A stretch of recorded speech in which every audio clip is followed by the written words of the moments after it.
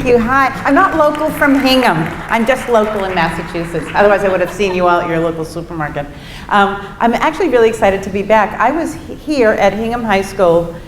It must have been 4, 5, or 6 years ago, and I actually spoke to every class, 9th grade, 10th grade, 11th grade, 12th grade, and then I talked to the parents afterwards. And though your kids were wonderful, I decided never to do that again. So, I'm too old, not cool enough at all.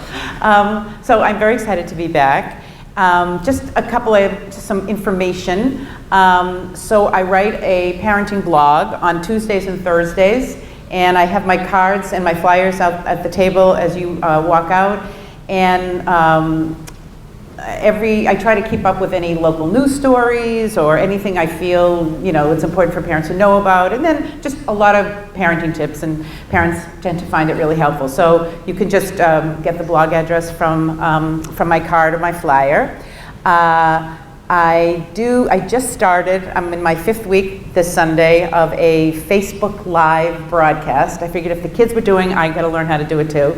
So on Sunday night at 8 o'clock, I do Joni's 10-minute teen troubleshooting parenting tip. So you don't have to be my friend on Facebook. You can just follow me on Facebook if you want. I'm just at Joni Geltman. And this week I'm going to be talking about teen-proofing your home. 10 minutes, football game's over, get a glass of wine, sit and listen for 10 minutes. So that I do that. And then I do have this book, which I will be selling, my little plug, out in the back after the presentation. And this is not a cover-to-cover read. There are 80 single tips in this book. I can just open it to any page. Gotta find them again. This one is What Happens When Teens Are Left Unsupervised, a Room for Improvement parenting story. Each tip is maybe 3 pages long. It tells you what the problem is, why it's a problem, and then I give you the script and the strategy. Leave it in your your bedside table or in your glove compartment. And if you have a fight with your kid, on the way to school in the morning, you can figure out what you're supposed to say when you pick them up at the end of the day. So, okay, so that's my introduction, and I'm gonna be back and forth this way. You can just keep following me as I go, but we will start. So I hope by the time you leave here tonight, you will have some very concrete tips about how to understand why your kids and how your kids use social networking. I'm going to teach you the apps that they use and that you can be on the lookout for, which apps are safe, which I think they're unnecessary, how to monitor and supervise your kids' use. So that's how the evening will go. So first, I'd like to just take a look at these statistics. These are probably low now. This is probably low now because I think if you look at the number of kids that are spending an average of 7 hours online now, from the minute they wake up, take 6 hours out of school except for bathroom breaks and in the cafeteria, and I mean using your phone then. And then once they get home, unless you do some kind of parent control, they're on it until they go to bed and late into the night if you don't keep the phones out of their bedroom. So that's a lot of time. And one thing I like parents, which I think would be a really interesting thing for you to do with your kids, because kids have a lot of magical thinking when it comes to how much they're actually using their phone. And you do get a phone bill. I literally haven't opened my phone bill, for 5 years, but I don't have a teen at home. But you can go online and you can look at your teen's text usage. And one of the things I like parents to do is to go over that with them. Because if you say to your kid, how many texts do you think you send a day? They're gonna so underestimate what they send. They may say, probably 20. They're not really, and when you look at that phone bill and, the text messages are in there, there are hundreds and hundreds. And I just don't want it to be the mindlessness in terms of kids not getting how much they're using it. They're not paying attention, and we don't pay attention either. I mean, if you looked at how many texts you send a day, you'd probably be surprised at how much you're on your phones as well. So it's not to make a change in how much they're texting. I just want to create an awareness I think that kids have no awareness, and I think many of us don't have an awareness either of how much we're on our phones. And it's just a level of mindfulness that I think it's important for all of us to have about how we use our phones. So that's just these are just some information, you know, just interesting about how much kids are using their phones. Okay. So let's talk about how we got here. Your generation of parents is the first generation of parents to be dealing with something with your teenagers that you yourself did not do as a teenager. So you did, I'm sure there's some drugs and alcohol and sex in your history somewhere, or you knew somebody who was having it, or you knew someone who was drinking it or smoking it or whatever. So you have experience in your own life dealing with those kinds of behaviors, risky behaviors that teens do. But you only started using social networking as an adult. And so you and your teen are not the same people. You live in a different brain than a teenager does, which I'll talk about in a second. And so we're almost on two parallel universes. The way you use your phone, even though it may be just as frequently, you're not using it for attention, for popularity, to build self-confidence, to practice social skills. You hopefully get all that down. But your kids are using it in a very different way. So one thing is easy access. How did we get there with easy access? Well, most people get their kids' phones. Now, when I did this 5 or 6 years ago, most kids did not have an iPhone, a smartphone. And in fact, I wrote this book 2 years ago, and still not every kid had smartphones. That's really, that it's become such just an acknowledged, when a kid gets a phone, they get a smartphone, period. There's no other choices anymore. And so, we've got 10-year-olds who are carrying around expensive instruments that connect them to the world. So we're gonna have to take a step backwards as parents. I think what's happened is we give our kids the phones, then there's a crisis, then we have to pull it back, rather than anticipating. And I like to look at, you have with kids and cell phones and smartphones and technology in general, like you would think about getting your license, your driver's license. It's not at 16 you just jump in the car and start driving, right? You have to take that little blue book test, and then you gotta go to a class, and then you gotta sit in the car with the teacher of the class, and then you gotta sit in the car with your parents, and then it takes another 6 months before you're supposed to even have kids in the car. It's a process. And what the steps that are missing is that we didn't do this in any kind of transitional way. We said, here's your phone. Here's your text messages, here's the Safari, go download, here's our Apple ID number, here, download anything you want. And then it's not until you're like, wait, you're on your phone too much, that we realize, oh, we made a big mistake. We gave them too much too soon before they can actually handle it. So I see it as it should be graduated, that the privileges a 10-year-old has with their smartphone are different than a senior in high school. And the freedoms and the ability to download apps and the kinds of amount of time they're on, and we'll be talking about the actual specifics about what age group should be doing what. But that's how we've gotten here, is that we gave our kids the phone, and then we kind of set them up in some ways to use it in a way that's now not making us happy. So I want to talk about development, because, boy, I get to see my backside a lot here. Okay. So I want to talk about the developmental impulses that affect the why and the how that your kids use their phones, because it is really important for you to understand the kinds of things that your kids are putting online and on their Instagram posts and on their Twitter accounts, and why they're using Snapchat and what are they hiding from you, because they live in a different brain than you live. So I'm going to do a quick brain 101 here. So they did an interesting test at Brown University, and they wanted to see whether the teen brain functioned the same as the adult brain. So they were put in MRI scanners, both groups, and they were given a task of identifying faces that showed different kinds of emotions. And they wanted to see, when they were identifying these faces, which part of the brain got activated. And they assumed it would be the thinking part of the brain, the frontal cortex. So they did all this with the adults, and indeed, when they were, looking at faces that showed anger, disgust, shock, sadness, the whole range of human emotion, the part of the brain that lit up as they were identifying the faces was the frontal cortex. Okay, that was no big surprise. And the hypothesis was that the teen brain would do the same thing.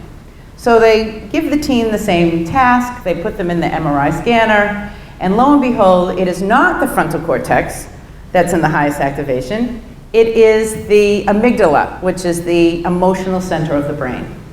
So your teens, you are living in a different world, a different brain than your teens. I call this the awesome brain.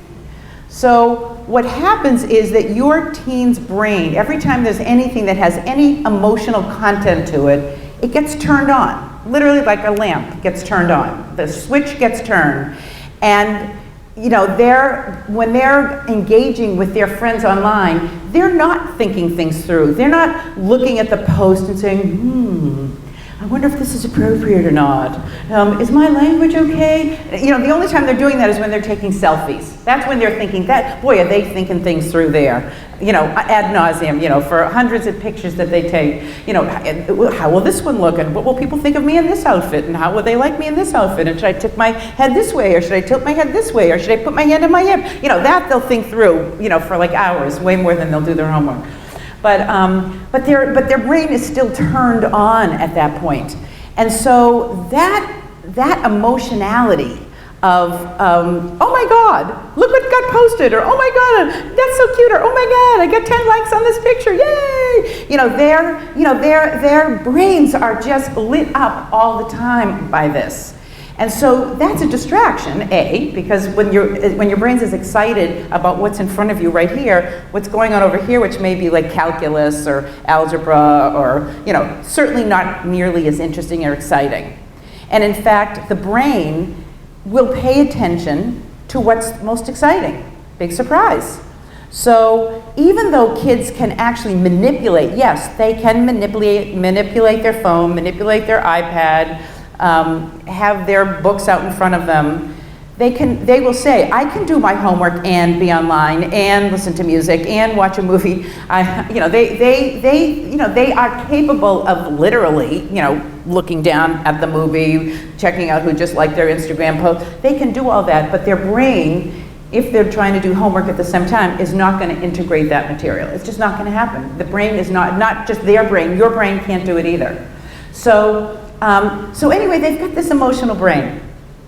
And that makes what some of the research is showing that it turns on the chemicals in the brain that are the same chemicals that occur when you use drugs. So the dopamine, which is your pleasure center, when you hear that ding, that you have another text, or a kid has, or with your kid has gotten another like, or something's happening on their Instagram account, they get a charge of dopamine, as if they were high on some level. And that's where the addiction to social networking comes from, that it really works on the pleasure part of the brain. So, that's why it's so hard to get it away from your, it's like getting crack away from a crack addict. It's the new, I call phones the new binkies, the new baby binkies, that it's like, I like my phone, and the kids will even talk about their phone as if it's a love object. I just love my phone. It's their best friend, it's their best companion.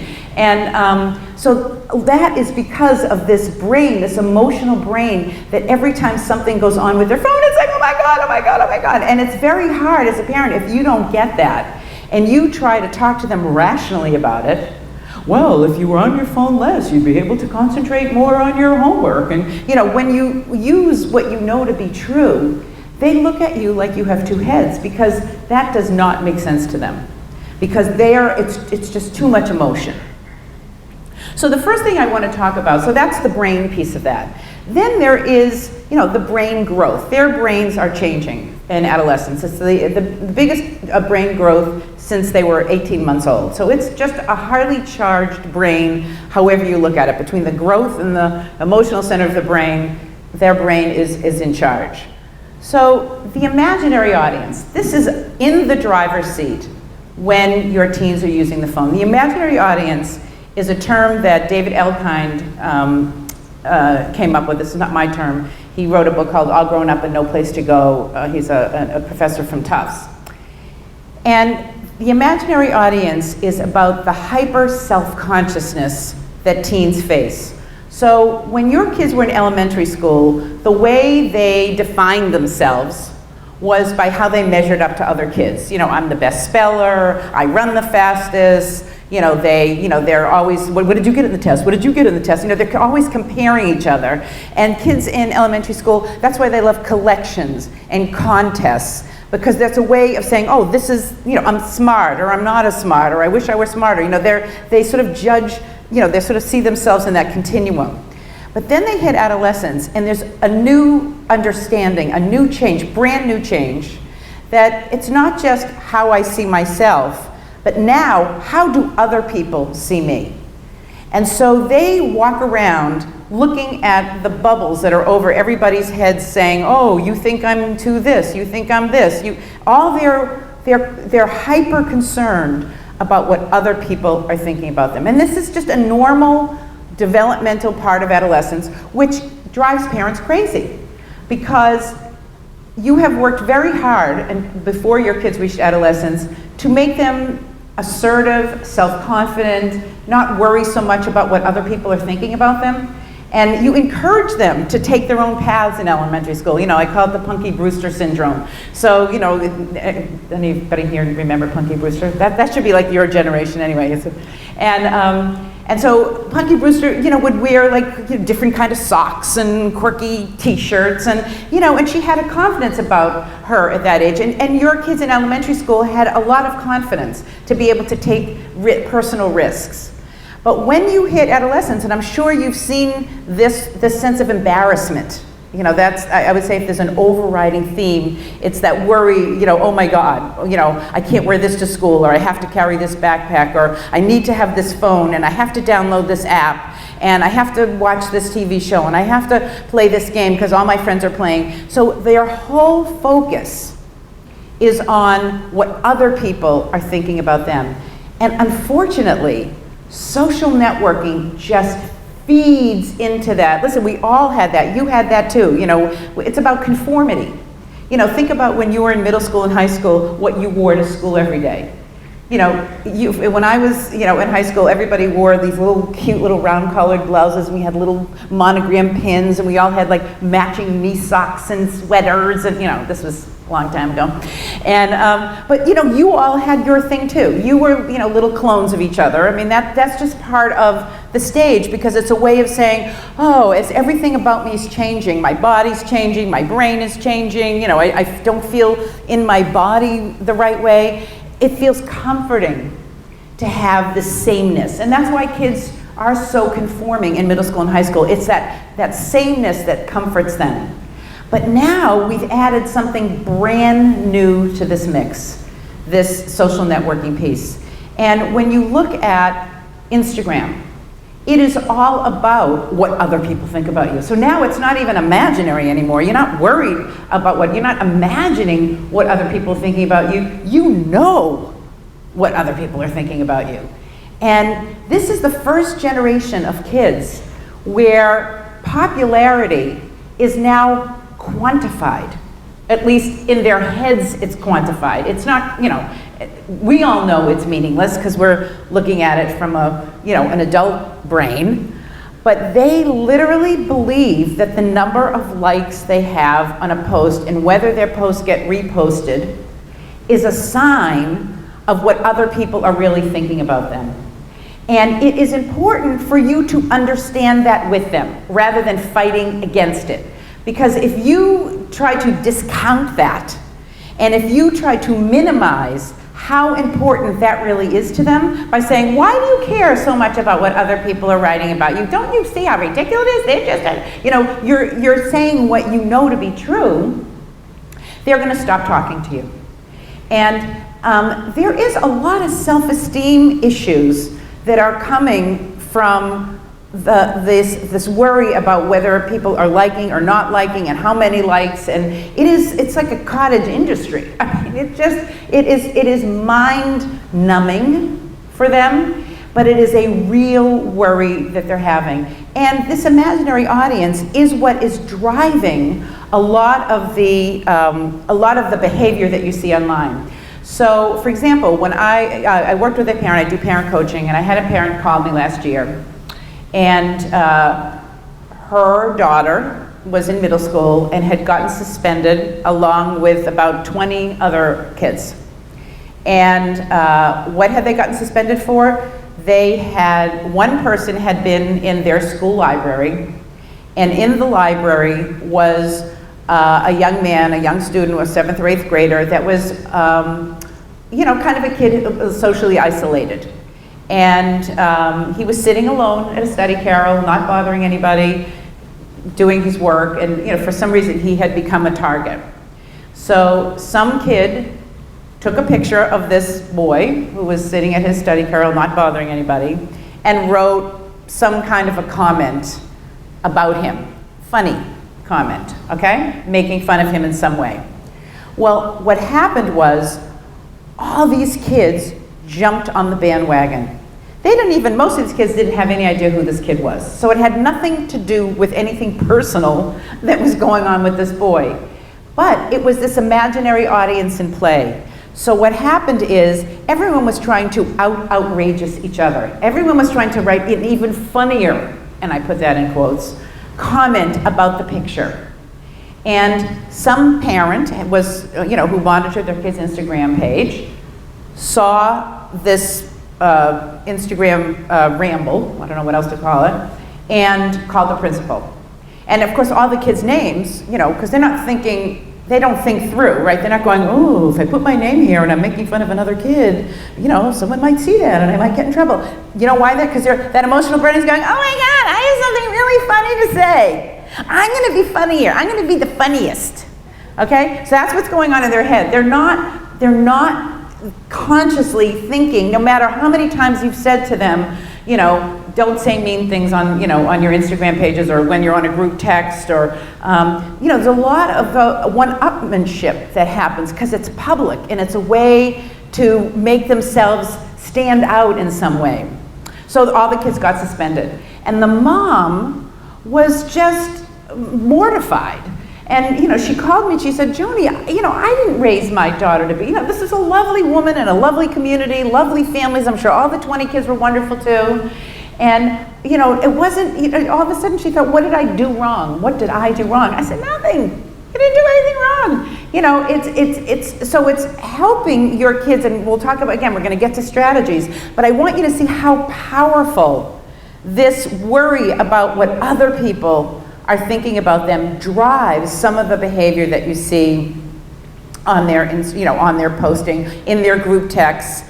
So I had another mom this year of a boy, and this may sound like a complicated story, so try to stay with me on this. Okay, so her son had a best friend. Okay, we're going to call them Tom and Jerry. Okay, Tom is the son of the woman who called me. Tom has a best friend, Jerry.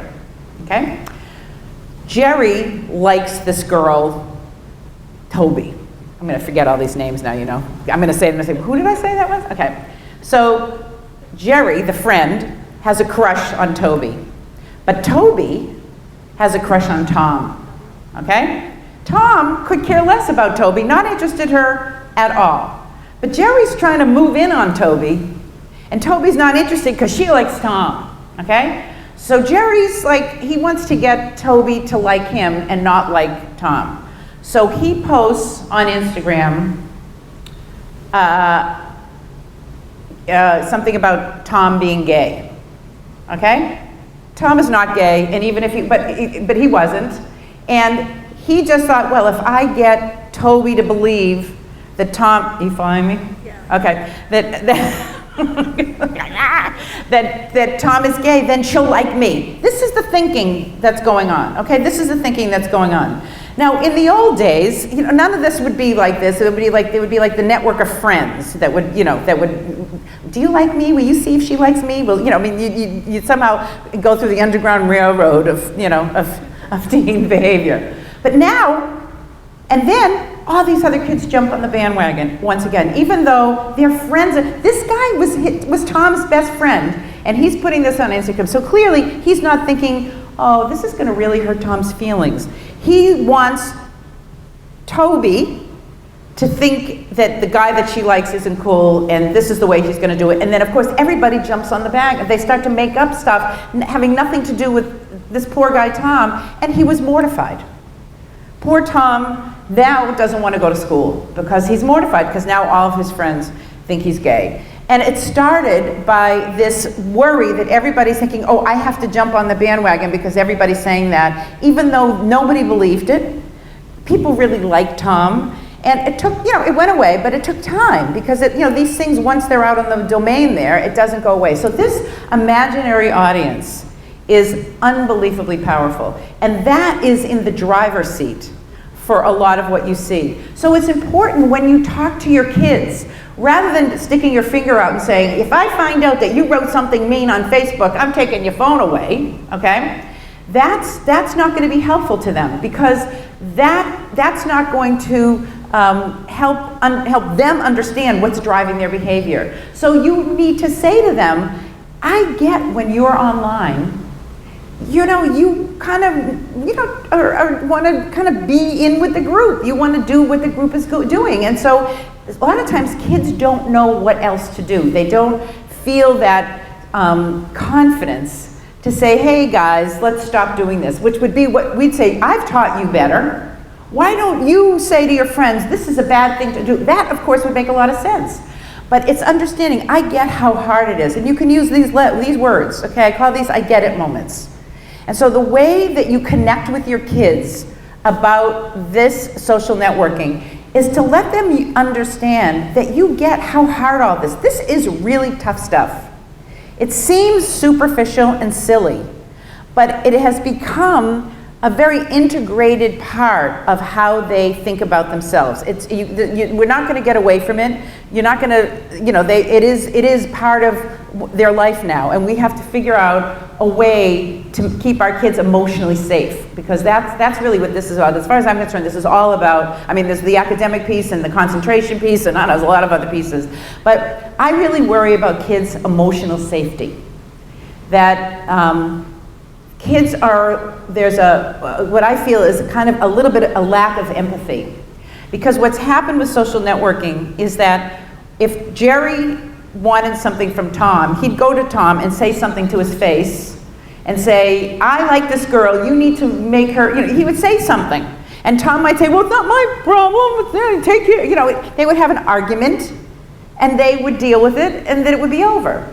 And so what happens now is when kids say things about other kids, like what happened in that story with the bullying that boy, using social networking, they were not there when that boy might read those Instagram posts. They're not, as they say in Hamilton, in the room where it happens, okay? If you haven't heard that song, you should listen to it. But they're not a party to what the effect of these potential comments have on another person. And so that's what's lacking. So, one of the things is that when you talk to your kids about potential pitfalls of social networking, you need to talk about what it would feel like, what it actually feels like when someone comes to your face and says, everything that they would say online. Here's an example. There was a great show on ABC last year called Being 13, on CNN, called Being 13. I don't know if anybody saw it, with Anderson Cooper. And they had got 200 kids to agree to be followed on all their social networking posts. It was pretty amazing that these kids, but of course, why did the kids say they would agree to having their posts monitored? Because they're like, oh my God, I'm gonna be on television. that's all they heard. That emotional brain was, oh my God, I'm on CNN. You know, they weren't thinking, oh my God, what's going to happen when people see my posts up there? So they took all these posts and then they brought the kids into the studio. And this was the part that to me was unethical, but it did make a great point. But I feel bad for this kid and his father. So there was this boy there, lovely young man, very articulate, and Anderson Cooper says to him, do you think you have the same persona when you're with your friends as you do online? Like, are you the same online as you are when you're sitting and having conversations with your friends? And the boy was like, oh, absolutely. Oh, I am, you know, of course, I'm the same person online as I am with my friends. And Anderson Cooper, oh, okay. Then up pops a screen, like the one behind me, full of all of his text messages, his Instagram posts, everything that, again, they had given CNN, the researchers, permission to grab anything that they posted. And it was so foul that it had to be redacted. I mean, the language was so foul, the sexual content was so foul, the hate comments were so foul, you know, when he was pissed at somebody and what he would say about them. And then he turns to this boy and he said, oh, so this is how you are when you're with your friends? And he said, you know, he was more, he looked like he was on the verge of tears. And he said, no, oh no, oh no, no, no, no, no. You know, and I believe him, okay? I believe that that's not the person he is in person with his friends. Then they brought the parents in of these kids.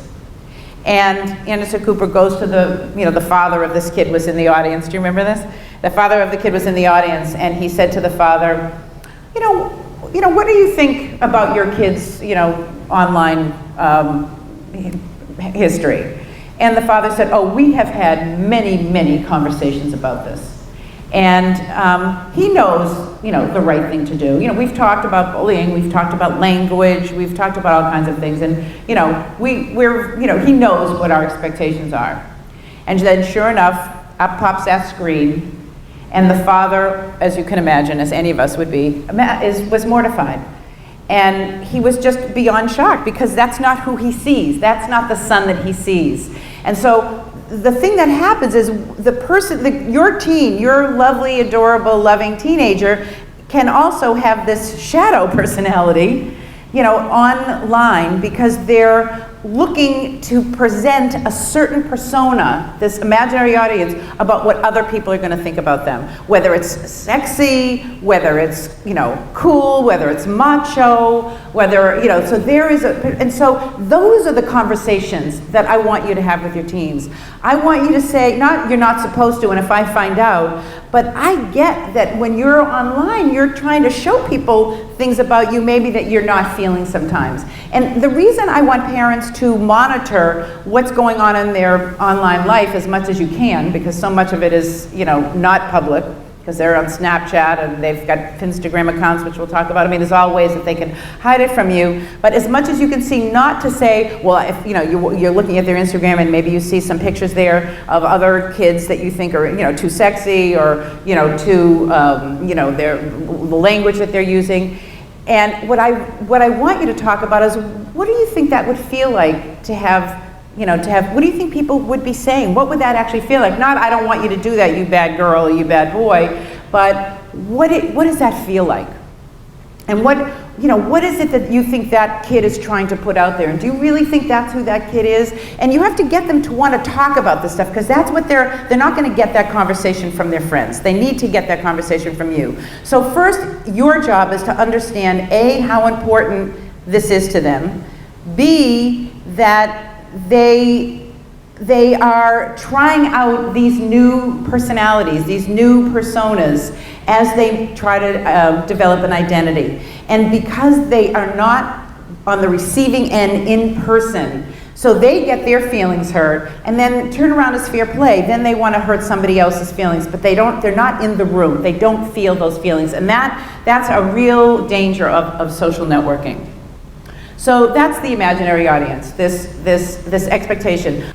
Because of this emotional brain, as soon as your kid hears the voice, and you know what I'm talking about here, right? You know, that voice, they're going to shut down, okay? They're going to assume there's judgment coming, there's criticizing coming, there's disappointment coming, there's all of those negative emotions. And when they know that that's what's going on in your head, they're going to shut down because they're going to get defensive and they're going to tell you everybody else does it and it doesn't matter anyway, and why do I get out of my business, and this is my private phone, and what do you have to do with it? And you know, they're just going to go into that mode, and then the conversation shuts down. But when you use this voice, and when you start with, and I get a statement, I get how this might have happened. Now you're saying, you know, what we're going to work on is strategy here. I'm not just going to set a rule here. I'm going to help you so that when you're in that situation again. So, you know, when you see stuff online that you don't like, it's more like, I get how this might have happened,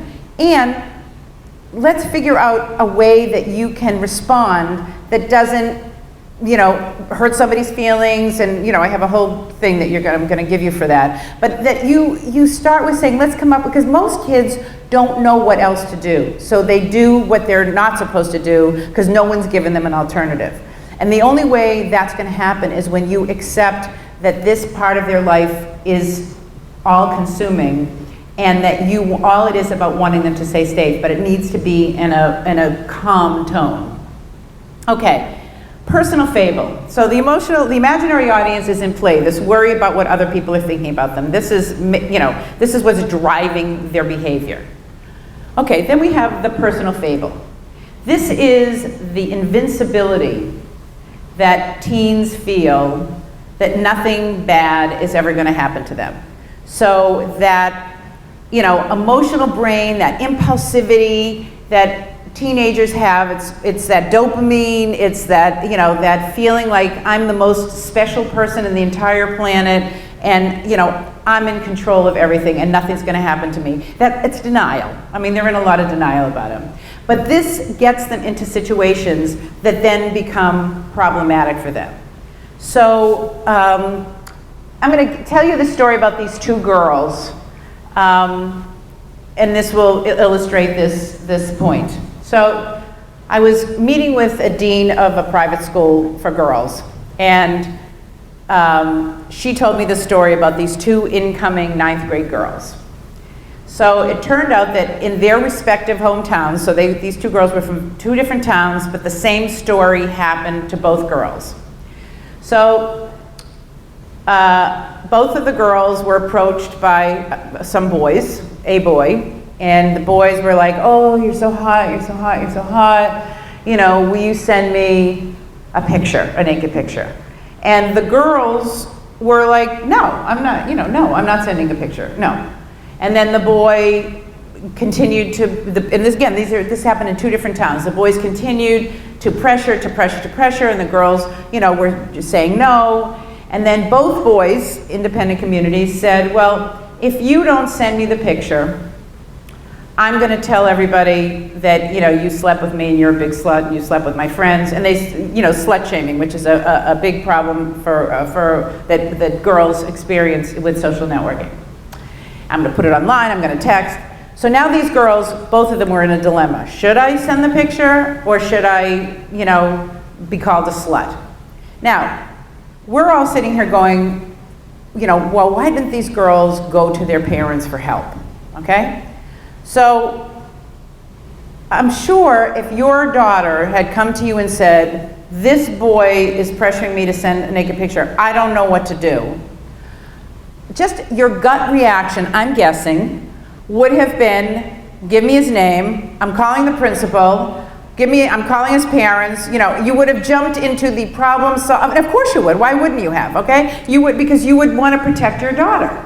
Well, your daughter knows that, okay? Your daughter knows that. So now these two girls had a dilemma. And they decided, amazingly, that it was better to send the picture, assuming that nothing bad would happen, because the boys said nothing bad would happen. The boys said, we're not going to do anything with the pictures. This is just for me. I like you. I think you're so hot. And so both girls ended up sending the picture to the boys. And then, of course, it was sent around the school. They were both so humiliated. They ended up at this private school for 9th grade. So in this situation, what's so important is for you as parents to anticipate the kinds of situations that might be facing your kids, that they might not know what to do. They might not know, they might hope that nothing bad will happen to them, that they won't get caught, so they end up doing something that the consequences can be quite dire. So what's important to say is, use this example if you have daughters. Any stories I tell you, please use. And I wouldn't say you learned it at a parenting meeting, because that would be the kiss of death. What I would say is, I was at work, the friend told me the story, I was on the elliptical at the gym, whatever. And what you can say to your daughters are, if you come to me before something happens, then I can help you. I promise if you come to me before, because if these girls had come to their parents before, nothing would have happened yet. Then they could have strategized, right? Then the impulsivity would not have taken over, which is what this personal fable is all about. Well, I'm just going to do it. Then they could come to you and they could say, I don't know what to do. Well, then you could come up with some strategies. Let's block them from your text. We'll block them from your texting. We'll come up with some kind of a comeback. Maybe it's what makes you think. I would want you to see. You come up with some kind of a sarcastic comeback that you can give to the boys, as if like, why would I care what you say about me? I think it's about when someone thinks that someone has power over you, then they can get you to do what they want. So it's empowering your kids before something happens. So it's using stories and saying, I get this, you might be in this position sometime. Kids, boys are very aggressive about asking girls, and girls can be very aggressive about offering. It goes both directions. And so it is important to talk to your kids and say, I get you might be in this situation sometime. You might have someone you really like. And you're thinking, well, he really likes me, and this is a way to get attention. And for boys, it's, you're asking girls to do something that makes them feel uncomfortable. You need to have those kinds of conversations rather than they will just do what impulsively comes naturally to them. This, what we call the personal fable. So we have the worry about what other people are thinking. We have the impulsivity and just going and doing something without thinking. And then we have this whole thing called sequential thinking, which is thinking things through.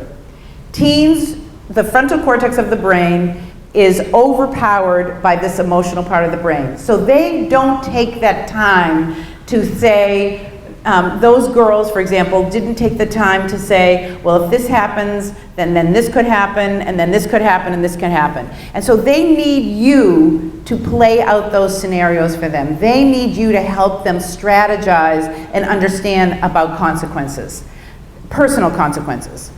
What could potentially happen to them? They don't think things through. So when you say to them, what did you think was going to happen? They don't know, because all they know is, oh my God, whether it's an excited feeling or a scared feeling. If I don't do this, what will people think about me? So they need your help in dealing with this thinking things through. Okay, so these are the developmental impulses that are behind all the social networking. Okay.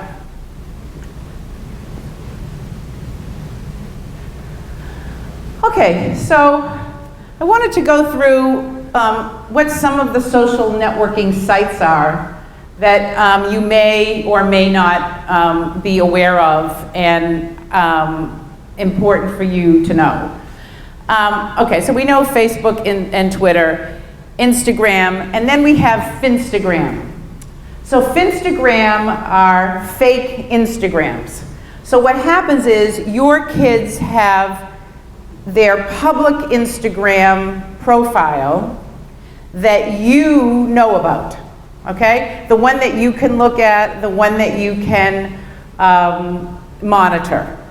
But then they also create alternative accounts that you can't follow. And it's not like, I just want you to be aware that they do it, because there's no way of knowing them because they're under different names. But kids will oftentimes girls use Finstagrams actually as their with their close friends. So their Instagram are their public profiles where they take all their best pictures and they care about how many likes and they don't like the and the posting and the reposting. And the Finstagram is where they put their ugly pictures. This is them saying this. In other words, their closest girlfriends will all follow each other on Finstagram, and that's when they feel like they can be themselves, where they aren't being judged by, so in some ways, their Finstagram accounts are their healthier accounts. The accounts where they're showing their true selves, and their Instagram accounts are the ones where they're putting on these personas for everybody else to see.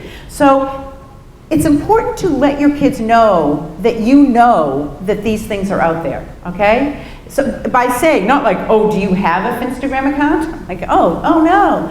But, oh, gee, my friend was telling me that her kids have all, we're telling them about these other Finstagram accounts that they have with their friends, so they don't have to, so you make it sound like a good thing, so that you get them to want to do you have a Finstagram? But, oh, it sounds like it's a place where you can really be yourself and where you don't have to, put your best picture out there, or you don't worry so much about posts and likes.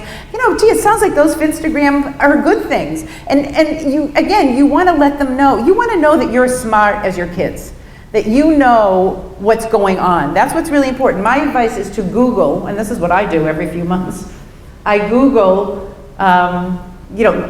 latest apps kids are using and how they use them. That's really how it's important to do that every few months. Snapchat. Now, I have such mixed feelings about Snapchat because truthfully, the only reason kids use Snapchat is to hide things from their parents. So there's two things,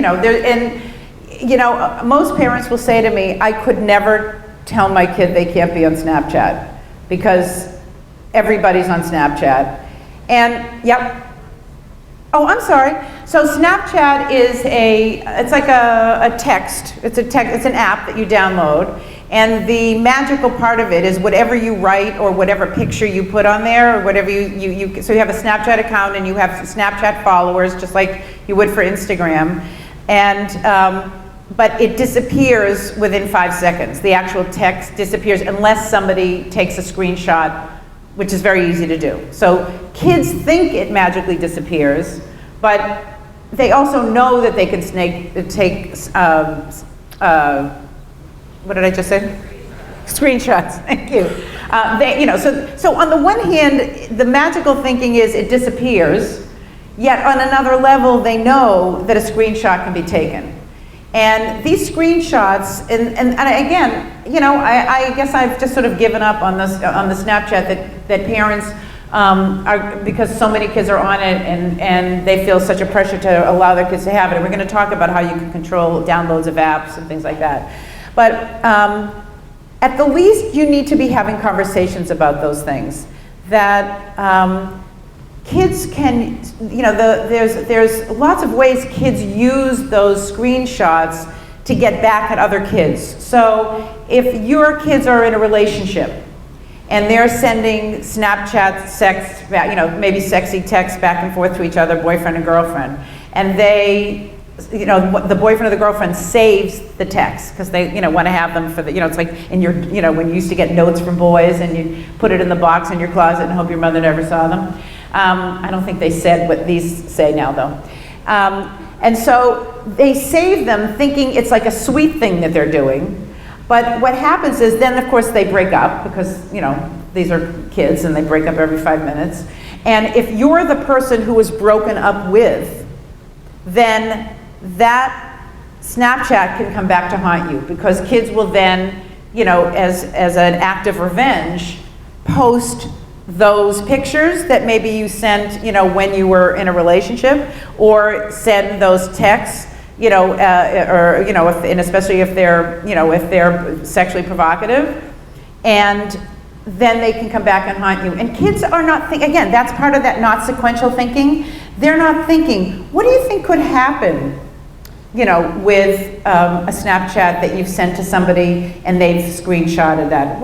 Not just that they saved it, but let's talk about how that could come back to you. Maybe you have a fight with a girlfriend and just like that happened with that Tom and Jerry story, but that was on Instagram. But maybe, maybe two girls, are talking about, their boyfriends, and maybe they cheated on their boyfriend. Who knows what kids are Snapchatting with each other?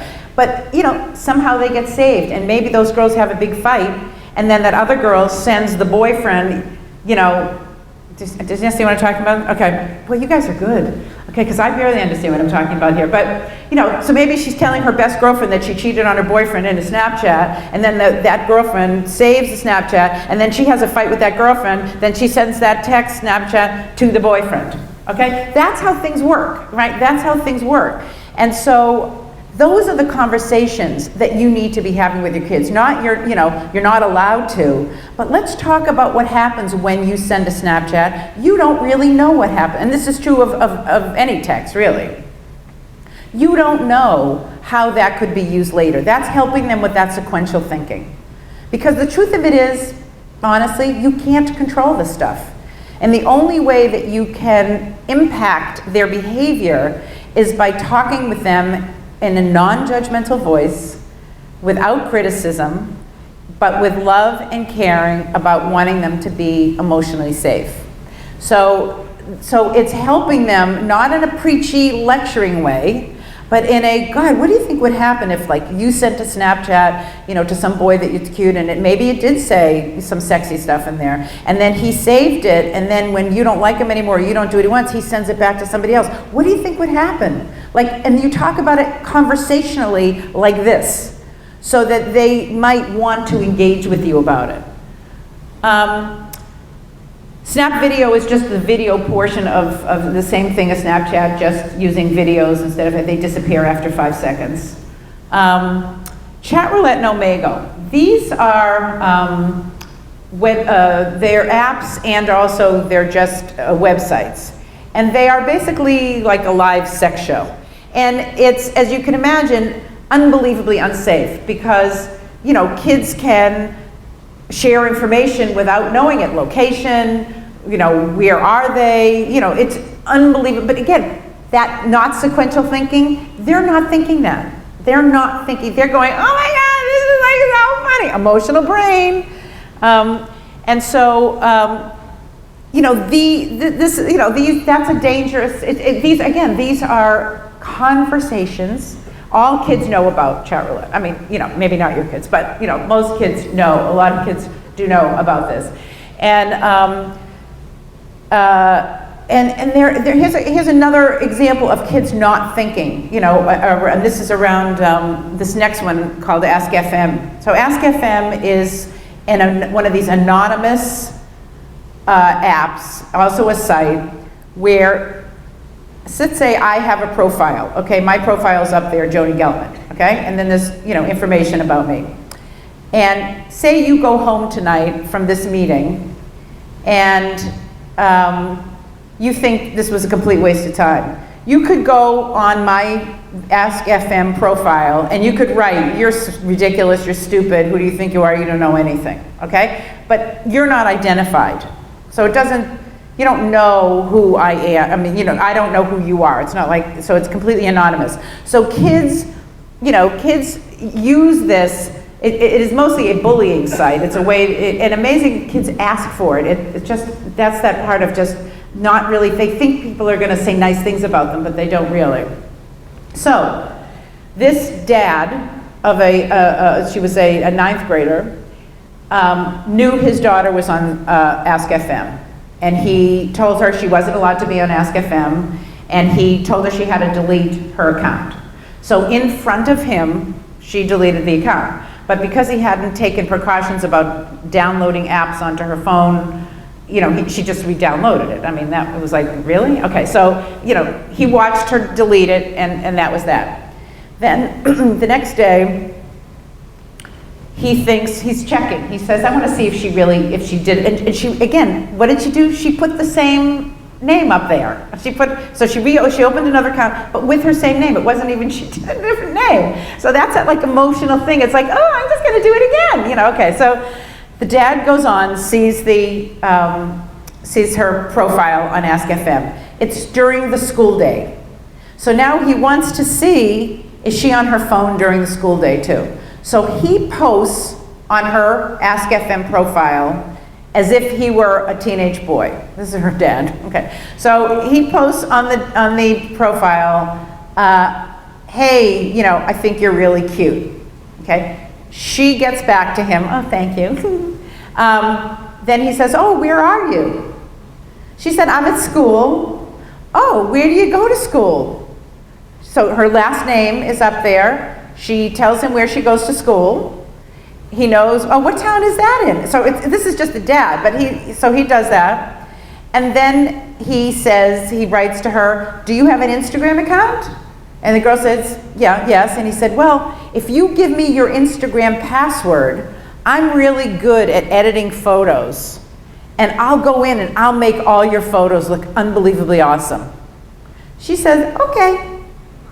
And she gives him her Instagram password, and then he signs off. Okay. Now this is like a normal kid from a normal family. You know, this is the impulsivity, the not thinking things through, the emotional brain. Oh my God, this guy thinks I'm cute. Okay, so that's I want you to really understand what is driving all of this behavior. Okay? So the kid comes home from school, and the father, you know, is sitting there lying in wait, you know, as you can imagine, all day. All he can, you know, cannot wait for the kid to get home from school.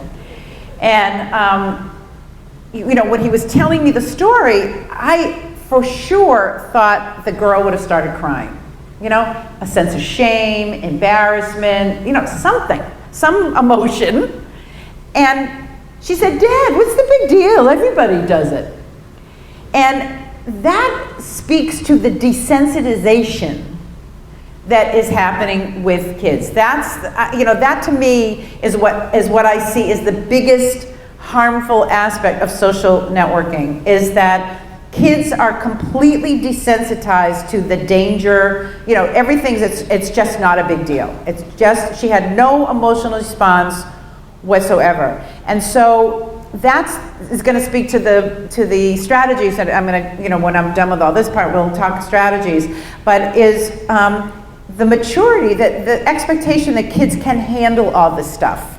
It's too much for them to handle, so part of it is not letting them have too much time to do it on, you know, is limiting opportunity, you know, at least when they're younger, and then giving more responsibility as they get older. But the naivete that a lot of these kids have about bad things not happening, then bad things happen. Like, you know, I've already told a million, and these are just normal kids that it happens to, because they don't think it through. They don't really understand the consequences. So one way to do this is by always, you know, finding stories, telling them stories. What would you do in that situation? Not with judgment, not with criticism, but with, you know, tell that story. Use that story that I just told. That's a great story to tell. You know, and again, your kids might say, I would never do that. And you could say, okay, but like, what would you do? Like, that's how I would say, okay, I get you wouldn't do that, but like, what would you do? Like, if some strange kid, you know, told you that you were like, wouldn't you be flattered? Wouldn't you like be excited? Like, you do it in a way that, like, yeah, maybe. Well, like, what would you do then? How could we? So you anticipate with them, you understand how it could be engaging. You know, a girl might want to send you a picture, like, I get you're a guy. You know, like if a guy, you know, pretty girl sending you the naked, you know, you're going to be excited. You're probably going to want to show everybody, because, you know, isn't that like, wouldn't you like want to show your friends that this girl, like, you talk about it like it could happen, not that they're bad because it could happen, but it just could happen. And I don't want you say, I don't want you to be in a situation where something could change, you know, for the rest of your life.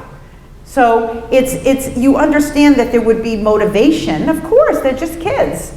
And let's come up with some strategies that might help. So that's Ask FM. Okay, so Kik. Kik is a messaging app. And oftentimes you'll see that your kid has this it will be in their Instagram profile that they are on Kik, K-I-K.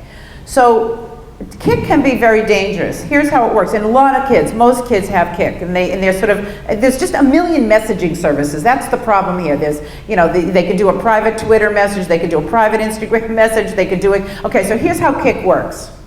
Say your kid is in a group photo, okay, is tagged in a photo on social networking.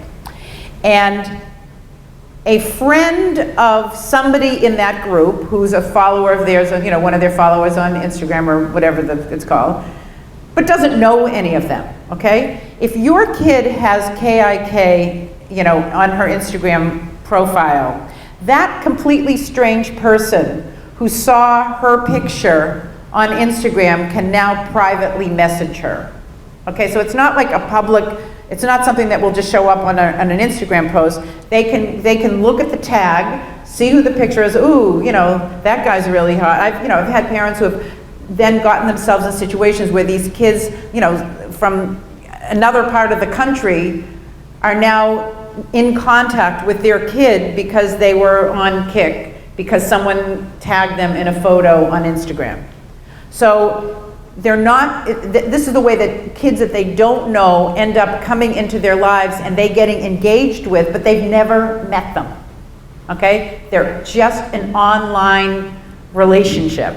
But they can be dangerous because you don't know who these people are. So one thing is to look at your kid's Instagram account and make sure that they don't, you know, that they don't have Kik Messenger. And because again, it makes the ability for people completely out of their sphere of friends be able to connect with them privately. Yik Yak, I don't know if they have that in this town. Yik Yak is an app where it was made for college campuses. So it was made so you would keep the Yik Yak open. The app would be open at all times. And anybody who was in a 10-mile radius who was on Yik Yak, so you don't have followers, you don't have friends, you don't, it's just open. It's just an open public forum. And it was useful in college campuses to be like, oh, there's like a great, you know, jazz combo playing at the, you know, in the cafeteria, you know, so that everybody on campus, if, you know, they could, you know, go over to the, it sounds so wholesome, okay. But the way they use it in towns like this is, hey, there's a party, you know, at so-and-so, or at this beach, or in those woods, and anybody within this 10-mile radius can show up at that. You know, you don't have to know the person. It's just like a posting board. It's just a public posting board. But it's a dangerous thing to have in teens' hands because, you know, again, anybody can, you know, there's no selection process such as it is with Instagram and Twitter in terms of who you're posting for and information that kids give out, so it's not safe. It's blocked in the school, but then they can do it at home, though, right? Yeah. So, you know, it's a way of signaling parties on the weekends. It's, you know, it's like a, you know, public place. So it's blocked on the school campus. Kids were also using it sometimes. The reason they blocked it, a lot of school campuses block it, is because kids, again, were using that as bullying or calling attention to, you know, some kid that, you know, again, if they were in a fight with some kid, they could publicly say something in the whole school about him. And I know this is tough stuff. So better just to not have it in your kids. So again, I'm going to teach you how to make it so kids can't have these apps on their phones. Wicker, Confide, and Telegram on more of these sort of Ask FME anonymous apps where kids can post, you know, anonymous posts. WhatsApp is just another messaging service. Again, your kids don't need to have all of them. What happens is, it's like they're in a candy store and they want everything. And then if they have everything, they have to spend time on everything. It's just, it's just a time suck. Like, they don't need, just because other kids, yes, they can be on Instagram, yes, they can be on Twitter, and you'll have to make your decision about Snapchat. But unfortunately, kids will just keep downloading because they can. Okay, so Brighten was originally developed as to brighten your day, And it's just another Ask FM. So again, I'm telling you all these because kids may have all of these on their, it's just another one of these anonymous posting things. And it started off where it was gonna be like, I love you, you're wonderful, so that you'd get these anonymous, lovely messages from people who didn't know you, and it would make you feel good, brighten your day. But that's not obviously how it works at all. You know what? I actually forget what after school was. I just put it up there. Does anyone know what after school is? It was one that I wrote and now I forget. So it's not. I don't think it's the ones I really want to talk about are the vaults. Okay, the vaults. These are private. These are apps that your kids download that allow them to hide photos and text messages, screenshotted Snapchats from your prying eyes, okay? So here's how they work. The calculator one looks like it's got that calculator percentage thing, so it looks like a real app, okay? It looks like a calculator app, okay? Not the one that comes with the phone. And when you touch it, it opens up to a calculator. Okay, so if you were to look at it on your kid's phone, it would look like a calculator. However, they can put in a password, and then that allows them to open it up and transfer photos and Snapchat, you know, or text that they don't want you to see into that vault, so that so what I'm going to tell you after all this is how, like, they just shouldn't have that on their phone. I'm going to make you go home and look at every single one of their apps on their phone. Okay, so. My utilities, again, it says my utilities. It's like a little icon that says my utilities. So it would not raise any suspicions, right? You would just think it's like, you know, a utilities thing from the phone. You wouldn't think about it. It's the same thing. It's you know, they open it up and it's a place to store photos and, you know, anything they want. And Vaulty is the same thing. Audio Manager looks like it's a music streaming app. But actually, it is just another vault for your kids, and it's called Audio Manager. That's what the icon would say. So again, it wouldn't raise any red flags for you because you'd think it was just like a music thing, something to do with their music. So again, I want you to be aware of these so that when you go through your kids' apps on their phone, which I'm going to suggest that you do, that you know what some of these things are, because they're going to just say, oh, it's just a calculator. Oh, it's, you know, again, I'm not saying all your kids have these on their phones, but a lot of kids do. Okay, and then we have the live streaming apps. So these are, it's kind of like what I'm doing on Facebook Live. So these are in real time streaming. So Periscope, this is how teens use this, because I spent a lot of time looking at the videos on this.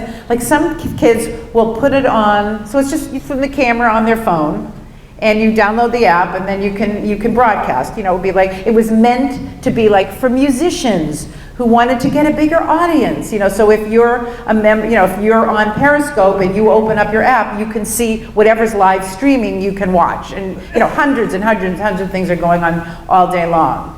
So originally it was for musicians to gain an audience. Those musicians who weren't able to get gigs, you know, at bars, they could live stream their music, and you know, and then everybody could listen to their music, whoever was online. But that's not how teens are using it. So teens might live stream parties. They might live stream, you know, things that aren't, you know, they shouldn't be live streaming, sexual stuff. Some teens, a lot of teens, stream themselves sleeping. So it defies logic, I know. And they'll just keep it on all night long. And when you go onto Periscope, you'll see live teens sleeping. I mean, there's just millions of them. They just, and kids will use it as like video diaries. They'll just get on, you know, I'm not saying it's all bad, but it's important to know if your kid is using it and talking to them about how they're using it. YouNow is also a live streaming app, but what makes YouNow different is you can actually pay money if you, in other words, so say you're a teenager and you're live streaming, you're just like sitting on your bed and you're talking. if people like what you're doing, they can pay, they buy these, it's sort of like popularity chips, but they have to pay for them. So it comes through the your Apple ID or something. But kids are motivated to make money. They can actually make real money by live streaming on YouNow and getting people to like their videos. So these are just, some of the live streaming. Again, it's not all bad. Some of your kids may be musicians and they use it, for their music, or, but again, it is, it's voyeuristic in a lot of ways and can be dangerous. It just requires conversation. I'm not really sure they need to have it anyway. Okay.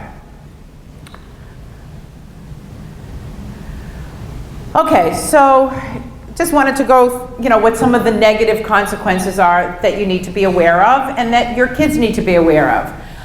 There is a lot of sexual harassment that goes on social networking, like those two girls that I was talking about. And one thing that I haven't talked about yet, and that is porn.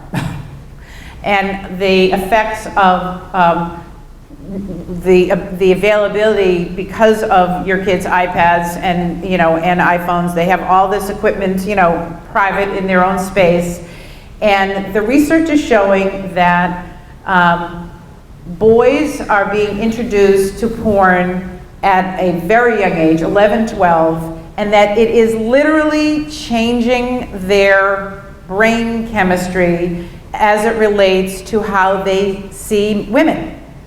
And that the increase that we're seeing in sexual harassment has to do with some of this early interaction with porn. So I had a parent call me last year, it was last February. Her son was on a community ski trip.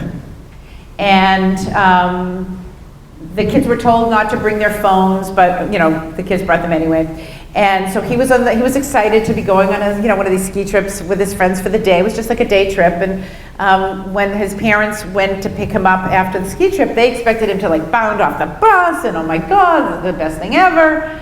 And again, this kid was 11 or 12, 6th grade. And he got off the bus and he was not happy. And they were like, what's wrong? Is everything okay? And it took a while to get it out of him. But he had been sitting on the bus with his buddies, like one of the bench seats, there were 3 of them. He didn't have his phone because his parents, said, you're not supposed to bring your phone, so I'm not gonna give it to you. And the other 2 boys had their phones and they were watching porn on their phones while they were on the bus.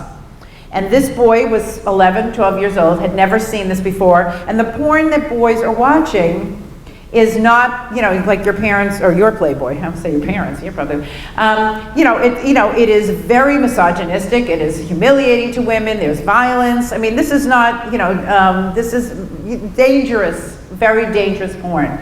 And the boy was completely freaked out. And so the availability and the amount that that boys are watching porn, unless their Safari is turned off on their phones, or their iPads, or they are getting a message. They are being sent messages about this must be the way. And when you see the level of harassment that goes on in middle schools and high schools, 1 out of 4 kids. I just wrote an article.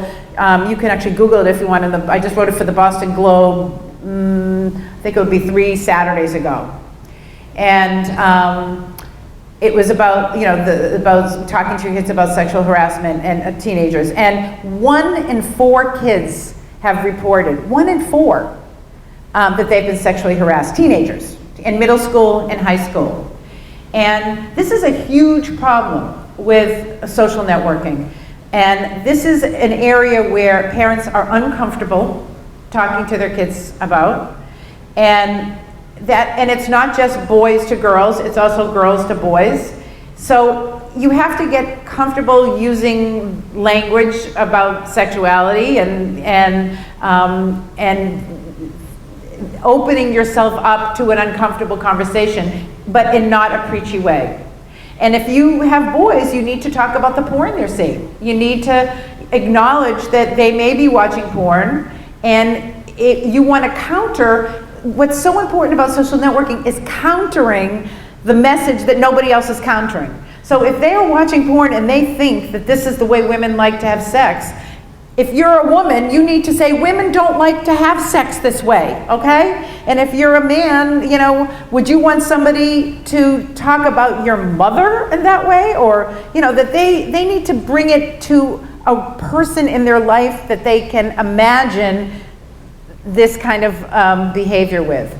Because you know, it obviously turns on a whole lot of brain and body business, and it gives them somehow permission to then imagine that this is the way their life is going to be.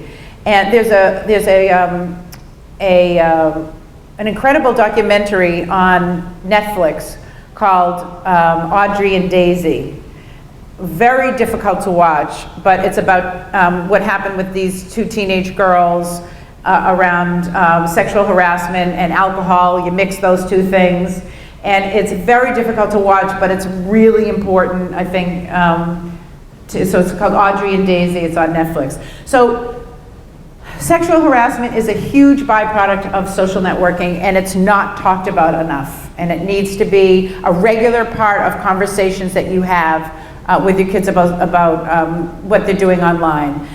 There are unrealistic expectations about what girls and boys want. So it sets up unrealistic, and these are the kinds of conversations that you have with your kids. Not dirty language is bad on your phones, but, you know, what do you think, what messages does it send when, and again, not when you, but when kids, you know, talk this way to each other, that must set up expectations about what they want from them. So that's an important piece of this. We talked about revenge texts, legal action. Certainly there've been many situations where texts have been sent and then passed around, and then it can be disseminating pornography. That's a legal charge. So there's a legal. Kids can get suspended, but the most important, out of all of these, the most important are the feelings of shame and embarrassment.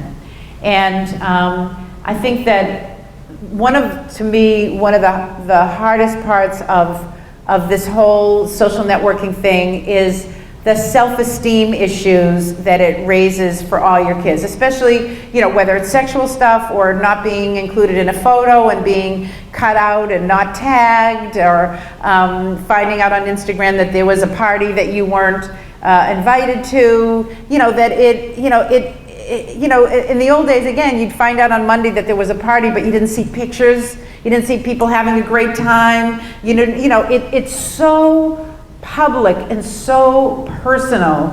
And you know, I think that the more time we allow our kids to be on the social networking, the more opportunity we give them to experience the stuff. And the hardest part of social networking for me is that kids are not given the time to problem solve and experience their feelings and work them through. And so we have so many kids now with depression and anxiety because they are constantly overstimulated by spending too much time on their devices and having to deal with all of these issues that they haven't learned coping mechanisms. How do you calm down? How do you put yourself to sleep without your phone? How do you cope with anxiety? Not by getting back on your phone and doing more of it, but teaching maybe meditation, or teaching affirmations, or helping them to come up with strategies for coping. They're not giving. So these negative feelings can be very painful. Okay, so now let's get to strategies. Okay, so, I mean, it may be too late for this, but you can always change it.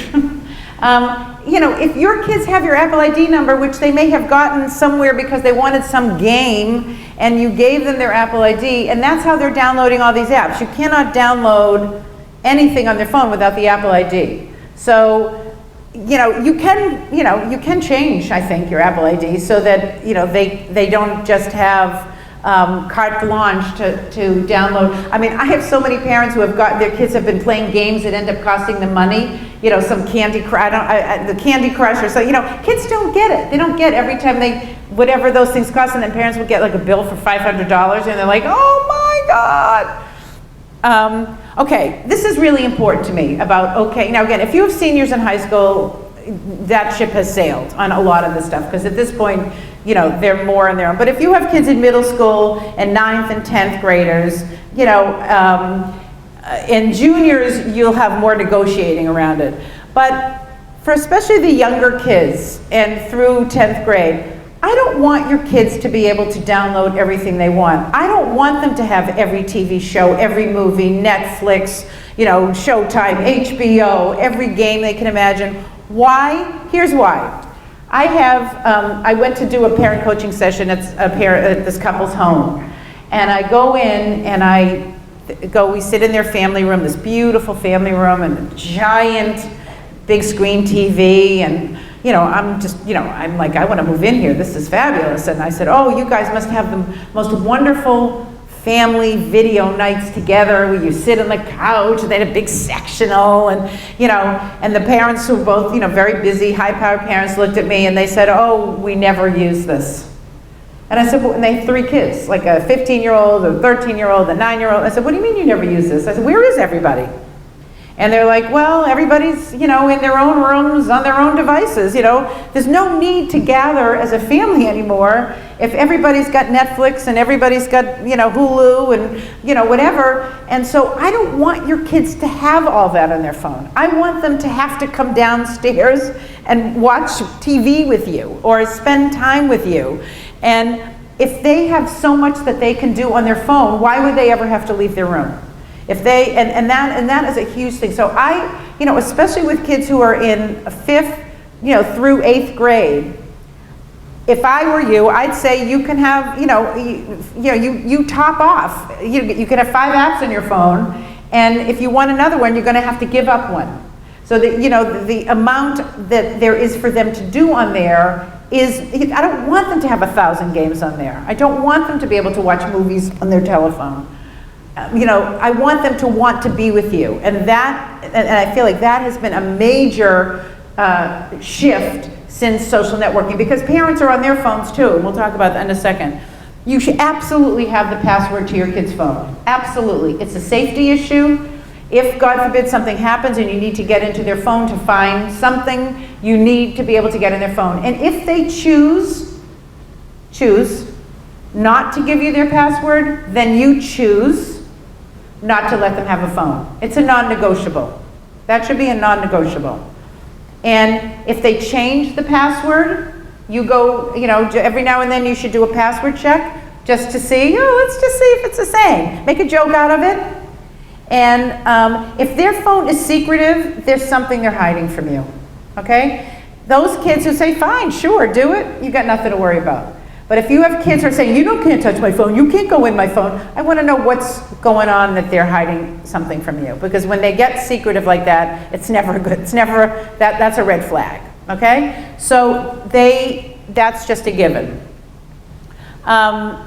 So this add your teen's phone to your iCloud account, and then any new app you get too, so you know that's another way of monitoring what apps they're doing, because it's going to automatically get downloaded on your phone, and then you can, again, I don't want you even to allow that to happen, but if you're not willing to do that, at least do this. Sync your teen's phone with your iCloud, so you can say, hey, what's this? You know, I don't think I have this on the list, but I would like you to go with your teen, not tonight, don't run home and do any of this tonight, by the way, just let some of this sit, don't like run out of here and go crazy. On Monday night, I was at a screening of the movie Screenagers, which I hear is coming to the town, and there were parents and kids there, and I mean parents, it's a little bit scary, and so parents were,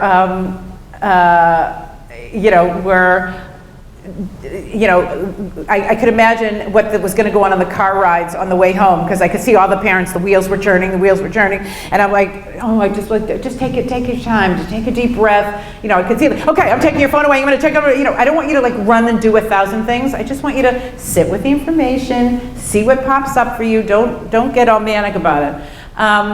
Okay, so let's see what let me get this more here. Oh, let me just, yeah, okay, I'm going to come back to that one. No cell phones to bed. This is just an absolute, okay? We are raising a generation of teens with sleep disorders. And I cannot tell you how many stories I've heard where it's like, well, we all charge our phones in the kitchen. Yeah, they do that until you go to bed, and then they get up, and then they go get them, and then they bring them up, and then if they remember, they bring them back down again, okay? So, you know, this is when all the, they're not taking naked pictures of themselves, you know, in the bathrooms at school. You know, they're waiting till you go to bed. I mean, this is when a lot of the kinky stuff is happening. But also, it feeds into your kids' obsession. Really, phones are going to become, there's going to be like a new DSM-3 diagnosis, you know, of, you know, phone OCD.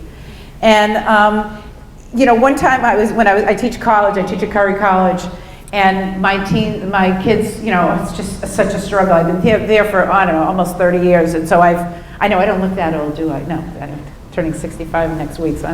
And, but when I first started teaching there were no phones, you know, when I first started. So I can see, I have a total longitudinal study of sort of the morphing of what's happened to people, you know, with social networking. And so they're in class and they're obsessively looking at their phones after, you know, I've gone through a million times, put your phone away, shut it off, blah, blah, blah. And I say to the kids, everybody take their phone out right now. So everybody takes their phone out, and I said, okay, I'm gonna go around the room and I want you to read the last text message that you got. And, right, and you're thinking, oh, this is gonna be, I'm gonna get like all this great information. It's like, what's up? You know, a picture of the sandwich that they ate at lunch. I mean, there was not one text on there that had any meaning whatsoever, okay? Maybe your texts, I know my texts are pretty information laden. I mean, I'm not just talking to people on text message. It's like, you know, what time are we meeting for lunch and I'm running late. But, you know, your kids, they're obsessively sending stupid stuff on their text messages. And because they're just so afraid of shutting it off. It's like, there's so much anxiety related to it. And so at night, if they have it, it's just always on. They're never getting into a deep enough sleep because they're just waiting for the buzz, you know, the buzzing to go off, or the ding, you know, or whatever their sound is. And so, you know, we are raising kids who are having terrible sleep, and then they have anxiety. And so, you don't have to go in and take the phone. There's so many parental controls now where you can go to family. I think later on I have a slide with some of the websites. But Verizon has one. You can download software in your kid's phone. You can download software so that you can control things from the computer and your own phone. But you can set it up like a DVR so that the phone just shuts off at 10 o'clock, done. And then you don't have to go into the room and say, you know, give me your phone, 5 more minutes. Give me your phone, 5 more minutes. I don't want you to get into a power struggle about it. I just want it to shut off like magic so that they don't have to do it. And you know, your kids are very smart about your modems too. So you may have to, you know, learn about your modem and shut your modem off, which means you may have to be shut down at 10 o'clock as well. So, but it is supremely important that and if they say it's my alarm clock, buy them an alarm clock, okay? The phone doesn't, and if they want to listen to music, get them something they can listen to music on, but not their phones, okay? The app thing, you can, if your kids have an iPhone, you can go to settings, then you can go to general, then you can go to restrictions. So settings, this is on your kid's phone, settings, general, restrictions, okay? When the restrictions come up on their phone, it's gonna ask you to put in a password, a new secret password that's all yours. You never give this to them, okay? What that will open up is basically everything on your teen's phone. And it will allow you can slide over, it'll say, you know, I don't know what the wordage is, but you know, they can't download any apps. So you just slide the little green thing open, you know, now they can't download apps. They can't, maybe for younger kids, they shouldn't be able to get on Safari. Why does a 6th grade or 7th grade, they're not getting directions for their driving. You know, that's the porn issue. If you want them, you know, they can use the Safari on their on the family computer. They don't need to have Safari on their phone. So it gives you, there's a whole list of things that you can choose whether you want them to have the ability to do their phone. And when you have 6th graders and 7th graders and 8th graders, fine, they can have a smartphone, but you don't have to give them every available power on the phone. That you can choose, it's transitional. Well, for the first 2 or 3 years, here's what you can have. And then we'll negotiate, and then as you get older, you get to have more responsibility. But we don't just give them the whole kit and caboodle from the very start. We start small, you can have a few apps, let's see how you do with that, and we're gonna take some time where you're not on your phone. You're going to monitor together. When you go through their Instagram account with them, not to check what they've written, but to go through with them about what their social life is like on that phone. That's where the meaningful conversation is. Not the sneaky, I want to see what's on your phone, but I want to know what your life is like and what you think about it and what it feels like. When you see, how many likes did you get on that picture today? What did that feel like to you? Was it as many as you want? Did you want more? Were you surprised that you got more than you thought? What is the experience? You want to talk with them about the experience, because that's not what they're getting anywhere else. They're just numbering it. They're talking about numbers with each other. If you have high school students and they're looking for internships or summer jobs, you need to go through their social networking posts with them to make sure that there's nothing on there that a potential employer, college counselor, they now search kids' social networking. People, employers and camp directors and if there's stuff that's questionable and there's another kid that has a cleaned up Instagram and Twitter feed, then, that could negatively impact them if it wasn't, if it doesn't have sort of a cleaned up look to it. Help with situations they do not know how to handle. This is the most important thing. I've been talking about that all night. Acknowledging that there are going to be in situations, sexual situations, bullying situations, situations where kids are mean to each other, cutting people out of pictures, cutting people out of group texts. They could, all of the negative things that can happen on social networking. And, let's talk about what would happen if somebody said, let's cut somebody and you're online and you're in a group text, and then they can cut people out of a group text, which is just, it's heartbreaking. And again, so what would you do? What do you think you could do if you saw somebody cut a friend out of a group text that you were on? Is there anything you feel like you could do to change that situation, or is it just too hard? So again, but you want to at least talk about it with them. This is something that my dream is that you would type this up and you would post it in your kid's room and you would say, in order to have a smartphone, I want these to be somewhere where you see them. And they're going to say, I'm not going to look at them, and I'm not going to, you can say, that's fine. But one of the responsibilities of having a phone is that this is going to be somewhere where you can see it. Because your kids are lying in bed. It's like, think about when you're in a Subway or the T or something, and like all those ads that are, this is subliminal, okay? These are the kinds of things that you would say to your kids all the time, 24 hours a day if you could.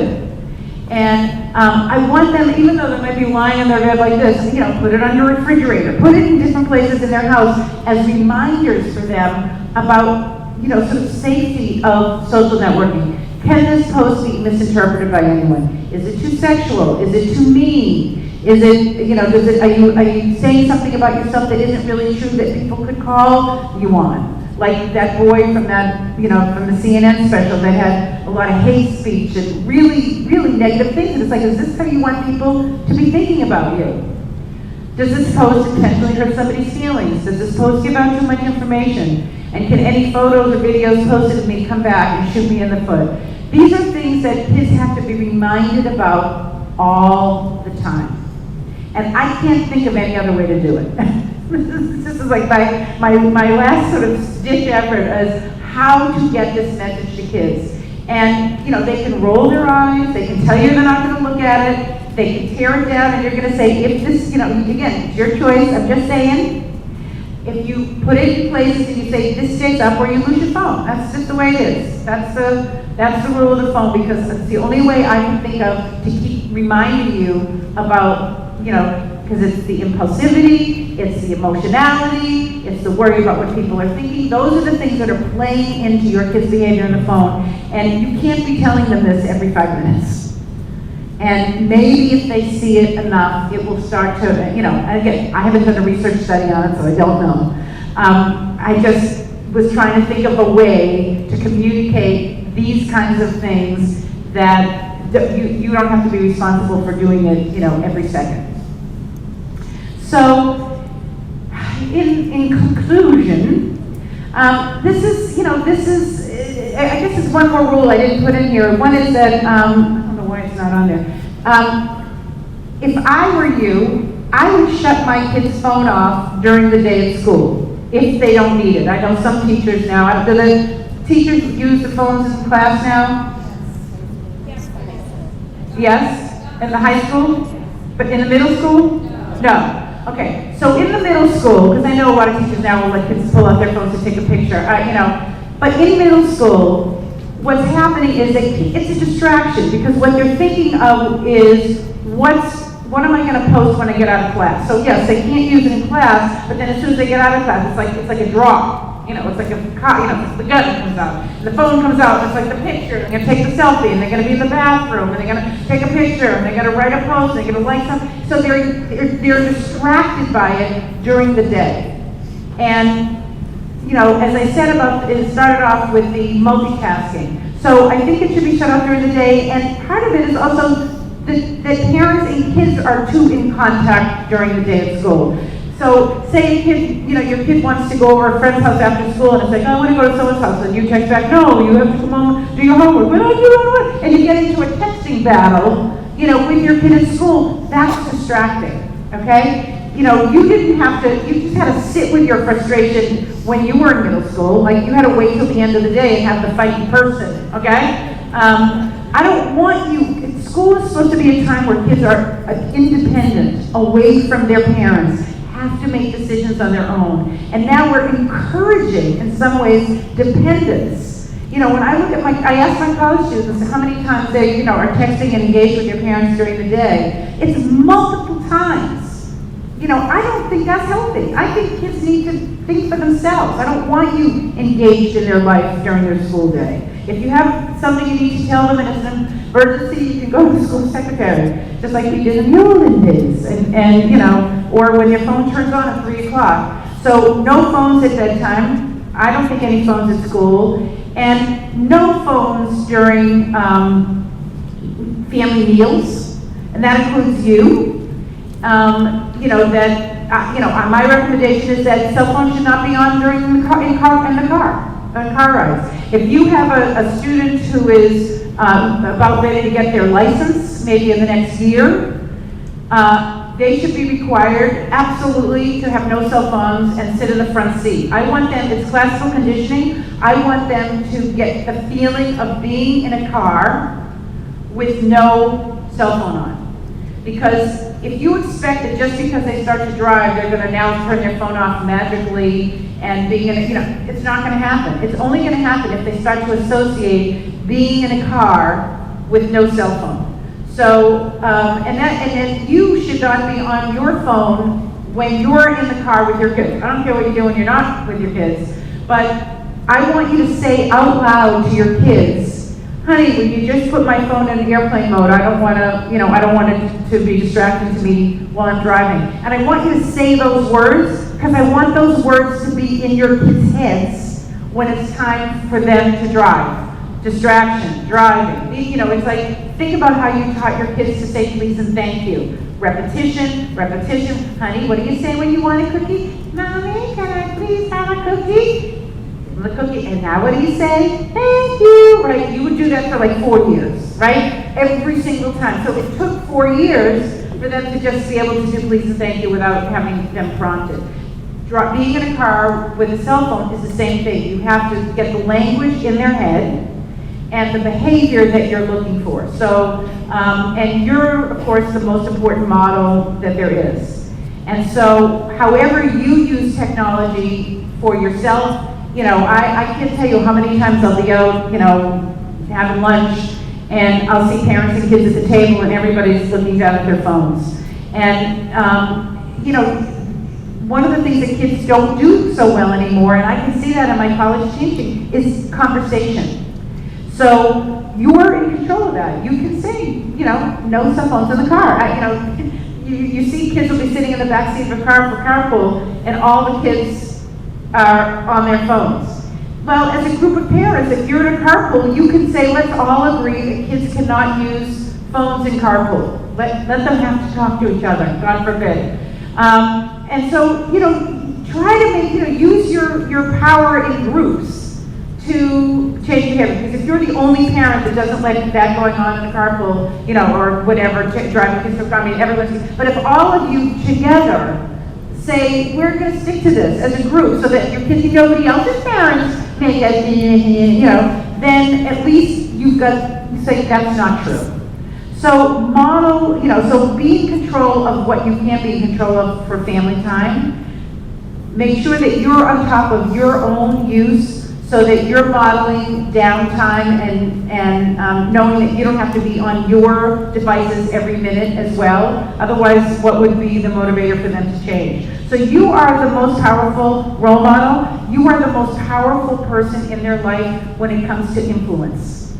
It is not their friends. It is you. When you allow yourself to have loving, supportive, non-judgmental conversations with your kids, that's when you can help them work through some of these, you know, very challenging life that they're dealing with social networking. So I hope this was helpful. Thank you all for coming.